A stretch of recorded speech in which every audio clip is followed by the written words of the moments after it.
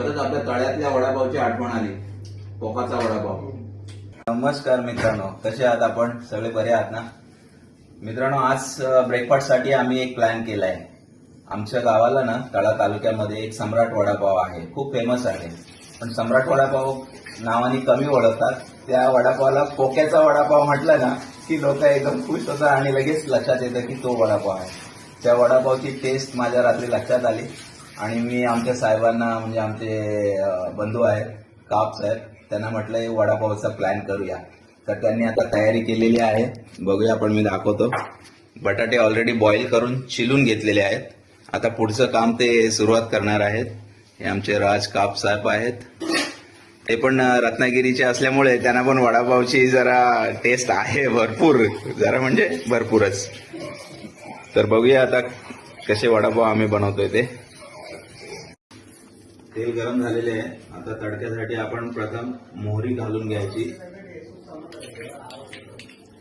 थोडी मोहरी घातली, त्यानंतर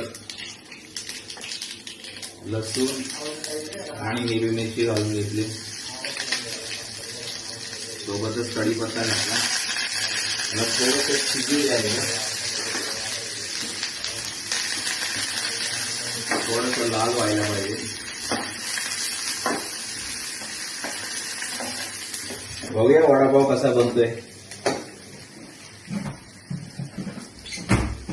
आमचे बंधू शेफ अनिल जाधव यांनी सांगितलंय की तेलामध्ये हळदी टाकायची, वरून हळदी घालायची नाही, म्हणून त्यांचं ऐकून तेलामध्ये तडक्यामध्ये हळदी घालतोय.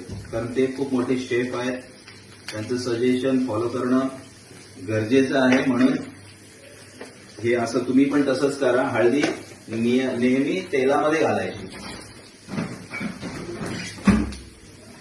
आणि आपण चांगल्या प्रकारे मिक्स करून घेऊया. तडका मस्त तरतरीत झालेला आहे.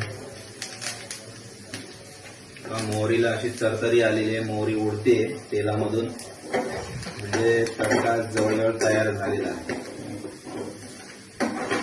शिवाय इकडे आपण तयारी करून ठेवलेली आहे. कढईमध्ये तेल घालून ठेवलेलं आहे स्लो आचवर.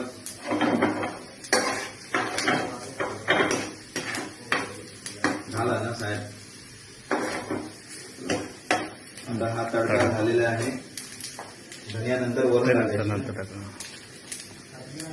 हे बटाटा आपण एकदम बारीक मॅश करून ठेवलेला आहे, त्याच्यामध्ये हा तडका घालूया. थोड्या वेळाने हा तडका थंड झाल्यानंतर त्याला मिक्स करून मग नंतर वडापाव